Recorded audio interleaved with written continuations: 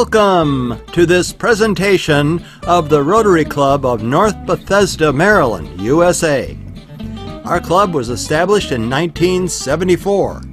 We meet every Friday morning at 7:45 a.m., and we often invite guest speakers to give presentations on all kinds of interesting subjects. Please contact us through our website at nbrotary.org. And thanks for watching. Our speaker today is Dr. Joe Kravitz. He is a dental surgeon in Bethesda, Maryland. His presentation is titled Quantized Information Communications to Accelerate the Corporate Innovation Ecosystem. It's nice to see old friends. I heard the pandemic's over. I don't know that the germs have left the world, but no, it's been told. It's been said. So hello to those that are online. Lass, I know you. I don't know the other woman there. That's his daughter. That's his daughter? Hi, Christine. Hi, Christine. And so how do I see the slides? Okay. Oh, should I just put my laptop up? Yeah, that well, shouldn't. Never know. It was hold on a second. Mine? No. So during the pandemic, they said shutdown, it's a temporary shutdown, slow this spread 15 days. And they said elective procedures that you can do. So what we did was we called all the local hospitals. So my dental office was the only office in the area that stayed open. But we called the local hospitals, we called NIH because people were suffering with really bad dental problems, and they couldn't go to a hospital and they can't get treated. So well, what else am I going to do with my free time? So I decided, I always wanted to go to MIT. And I said, well, I can't go 4 years now. I've got 4 kids. So during the pandemic, I got another degree. It's not 4, it's 1.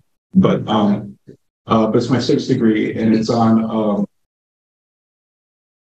how to accelerate the corporate innovation ecosystem when you're in a state of emergency.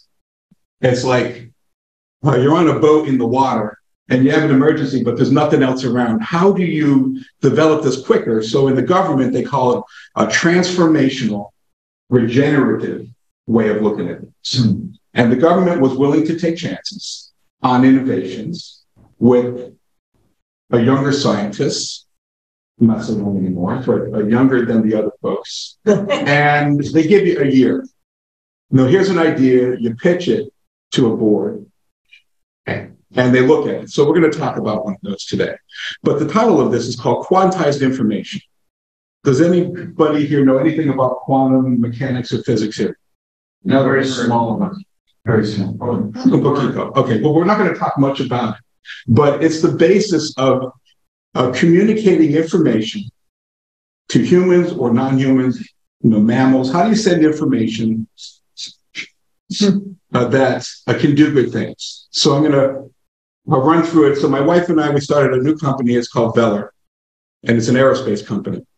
And we make parts for the military, for jets, for warships, for submarines, for helicopters, and we're backed by MIT. So there's my degree. Just in case you want proof, there's a blockchain at the bottom left. It's signed by the dean. No, they said in order to show it, you have to have it now because people falsify their data. And they invited me back up to be on the faculty there as a guest faculty member and speak. I had a great time there. It was really a good experience. I was surrounded by people during the pandemic that really cared about making things better and really smart. So the ecosystem, they said that you need 4 things. You need academic backing, so you have R&D investments in equipment. You have manufacturing or venture capital on the top right. You have government backing because you need help from the DOJ because you get sued and all that kind of stuff. And then the stakeholders, the end users, whoever they are. And so a quantization of information means you're going to send things in packets of information. So I have a friend during World War II, he was able to send packets of information underneath the ocean floor to intercept the Germans' encoder thing, the Enigma, I think it was called. and how they could decipher it. So they can, this has been around since the 1800s, documented. Quantum physics, there's different people in the world. I know you have the late 1800s and then the early 1900s, and there was a lot of fights between Niels Bohr and Albert Einstein. He called it spooky action from a distance, because they would argue about who's right and who's wrong. So in my office, we use things called qubits. And qubits are digitized information. Like in computers, there's bits, and they're usually like ones and zeros. In quantum mechanics and physics, they're called qubits, and we use information technology to entangle things. So in math, you have the x-axis, you got the y-axis, but then in quantum, you also have a z-axis. You have a z-axis, and that's where all the action is at. And so as Paul was discussing, you have different wavelengths. He was getting down to the nitty-gritty of the microns. Now, have a micron, though, that's a pretty small wavelength, right? Well, wavelengths, so if you send out light, for example, like the light in this room, a light for the eyes in general is good at about 520 nanometers. The Harvard studies show that that's better for the eyes. The more blue it gets, the worse it is for the eyes, and it can cause macular degeneration, which we're going to discuss. But it also comes out in little particles, and there's lots of research behind that. So it's both waves and particles of communication. And you can build devices to go and test these things. And right there, that's called a Mach-Zehnder interferometer from the 1800s. I built my own so that you can test these concepts to see if they actually work. And so when you look at that, that's actually blue, but you're seeing red. Okay, so I'm sending a blue communication, but I want you to see red. This is the same information sent to another part of the world without getting into too much detail, that I can send information to Japan. And then once you get the information, you can 3D print whatever prototype that you want to make instantly. Like I could print off an airplane part for a 737 900 in about 23 minutes. So in older planes and things, so they don't have things on the shelf anymore, right? They have it for cars now. They're going to be eliminated. The gas cars, the combustion engine, we're going to be going for electric, hydrogen, and other things. But we have to be able to make them quickly. Well, that unit right there, that costs about $120,000. But it allows us to make all those different things on the screen. So the top left is a PCB board for computers. The bottom left is a part for like a military jet. In the middle, that's my wheelhouse. I'm a dentist. But we can 3D print a whole set of teeth in about 20 minutes for the whole mouth, 28 new teeth. That's stronger than anything else that we can make by hand. Well, we make parts for jets. You wouldn't expect that out of me, right? But I've always been a Red Cross volunteer for the military ever since 9/11. I worked at the Bethesda Naval Hospital. I worked at Walter Reed, and I still help in the background as a volunteer. And we make things for the warships, and we make parts for Boeing. Well, the way to go and demonstrate this is this drawing on the screen. All right, so there's a little bit of chemistry, not too much, but just so you understand. So has anybody ever heard about plastic filling? They put the blue light in your mouth here. Yeah, the white filling. Right. Well, right here, so in this filling, there's one carbon, there's 3 hydrogens, and 1 oxygen. All right, so they're both on the screen. If you watch the screen, as you put the curing unit on there, right, it sends out a communication. The communication is at 450 nanometers of a wavelength. And it releases quantized information. So you can grab another blue light. They have a light here. Like you see this little light here, right? I have this light, but if you put this on a filling, it won't cure it because it doesn't have the information to do the job that the dentist wants it to do. Okay, when it puts it on there, it gets rid of all the hydrogens and the oxygen, and you're left with a C equals C. And it's a double bond in chemistry. It's called an alkene bond. It's called polymerization. It's very, very strong. Well, that's quantized information. That's an example that your dentist has been using since the mid-60s that a lot of people can relate to. So the Veller Codex, the Veller is the name of our company, which means to elevate, right? So starting on the top left, someone has to ask them a question, right? And they have to feel hope. If they're negative, I leave the room because I can't help solve the problem. If they don't believe it's going to work, it's not going to work. So you need the power of belief to conceive a prototype, to test it, analyze it, achieve it, and then provide relief for the public. Like I work on human medical suffering, right? So when I have a patient, they say, well, I don't believe the implant's going to work. I say, and I don't argue with them. I just say, you're right. And I won't attempt it until they do believe it's going to work. Well, when I do these projects, it also has to work with the scientists that I work with. So here's been something that's been pre-approved as a clinical trial through NIH, to the National Eye Institute, during the pandemic. It's called the Quantum Eye. And so this was based upon a mathematical formula from 2019 that our group was nominated for the Nobel Prize. They don't, but it was for economics. It wasn't for dentistry. So this formula, QC equals QL, is the basis for all that we do. So here's some quantum physics. Okay, this is the only formula I'm going to show you. On the top left is the sigma. Okay, that's the operator. The operator always determines the outcome of what you're trying to do. I could give you this device. What's your name? Andy. Andy. So if I tell this device to do one thing and you tell it to do something else, what do you think it's going to do? Whatever I tell it. Right. Right. So that's why there were a lot of false positive COVID tests during the pandemic, like the Baltimore Ravens. They had 20-some players miss a game because the operator of that machine at that time was changing the outcome. They just they had the same machine, switched the person, the operator, and the same test showed that they were negative. Why? Because the operator determines the outcome. So I got a call from one of my patients. His daughter is a doctor at Georgetown, and she asked for me to help with his eyes because he couldn't see out of both eyes. And I said, well, you know, I'm not an eye doctor. Like, why don't you go to them? Well, they're all closed and they've done shots in the eye. And why don't you go to National Eye Institute? Well, they're closed. They're afraid to go in because of the pandemic. And then my office called there every day for the patient. Well, we answer the phone every other day, but we don't come in. Well, you have a machine that can help them. Yeah, but you can't use it. I said, can I just wheel them in the wheelchair? No, you can't do that. No, so they asked me to make my own prototypes for the patient. So I researched it. I looked what the wavelengths that they were working on, and I got the non-cancerous ones out, the bad ones that they had in it. That's why it wasn't approved. And I did a right to try. So if you look at that hexagon there, that black thing, the patient was seeing black.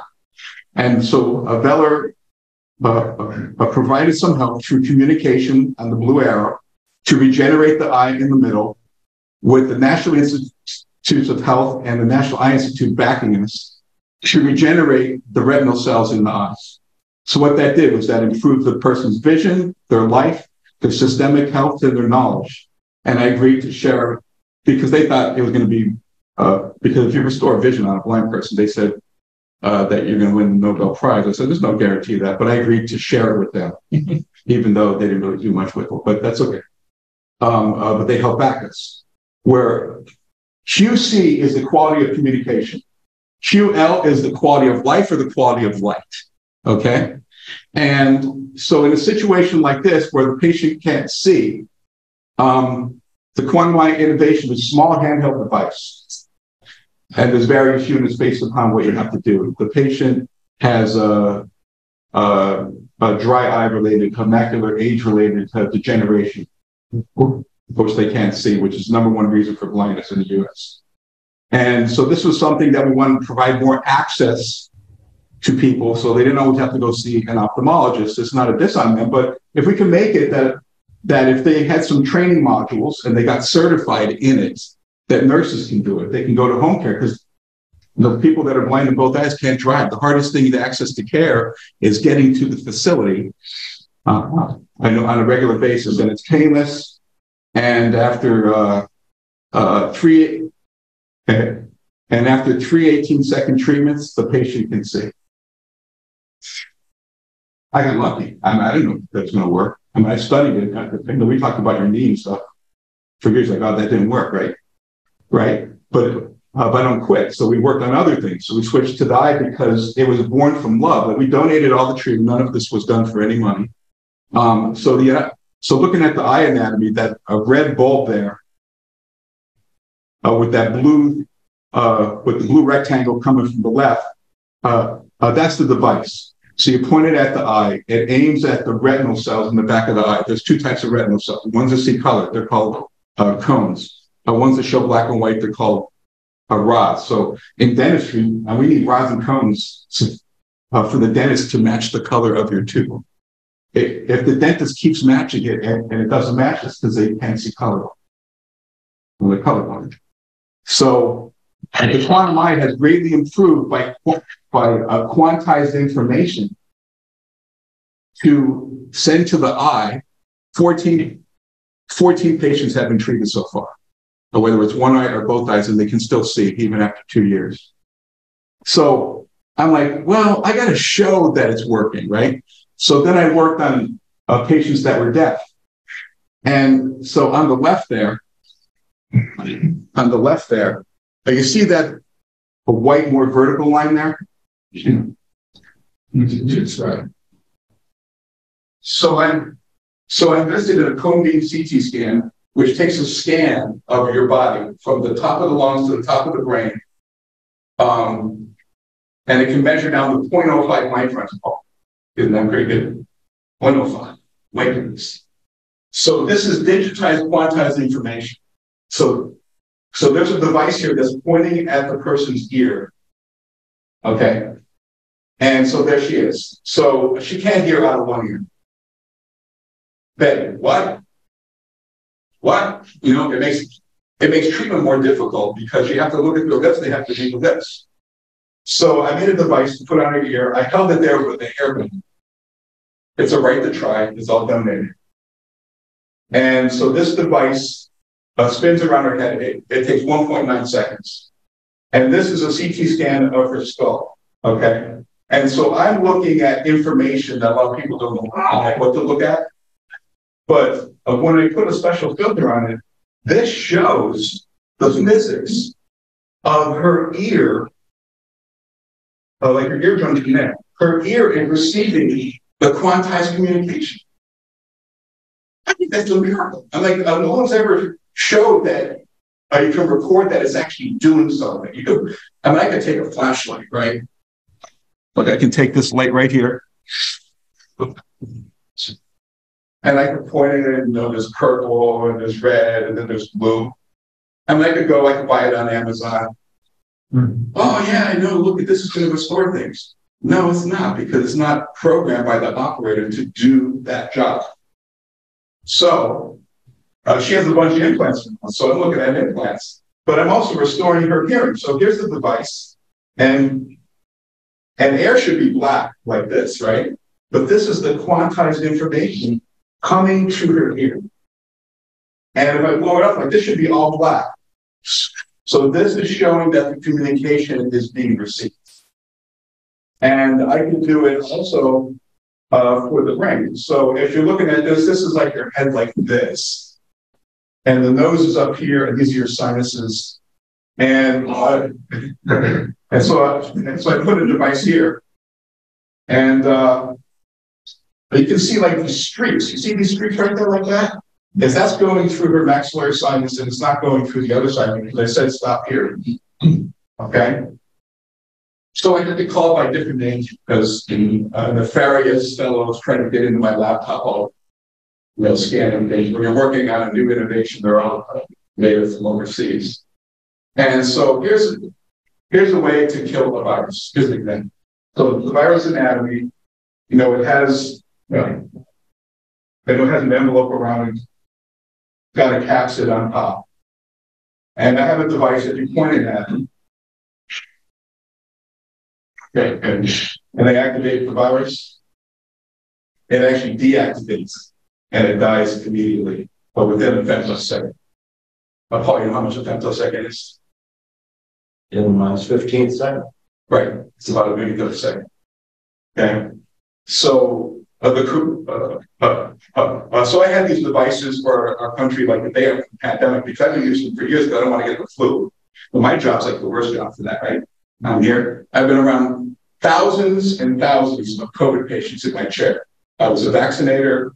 I was a tester for Governor Hogan. I was the first dentist to volunteer for the Medical Reserve Corps the day after the pandemic happened. And I never got COVID once because I treat myself every day with it and I can't get it. So, and then in closing, I'd like to say thank you for Dr. Tasimas for all the friendship and years, 25 years with me. I know there's a lot more with the rest of you. But this is when we went to the University of Pittsburgh in 2018. He couldn't drive, so I took him up there.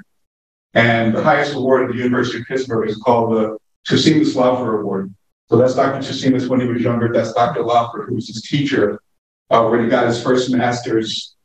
He got his BS and his master's from Pittsburgh. He was there when Jonas Salk was there. He was doctor on the Apollo missions. First, I thought he was making it up. You know, but you look it up, and John F. Kennedy, and then we nominate him to be the doctor in charge of the people coming back. And he was a great man, great friend to me and my family.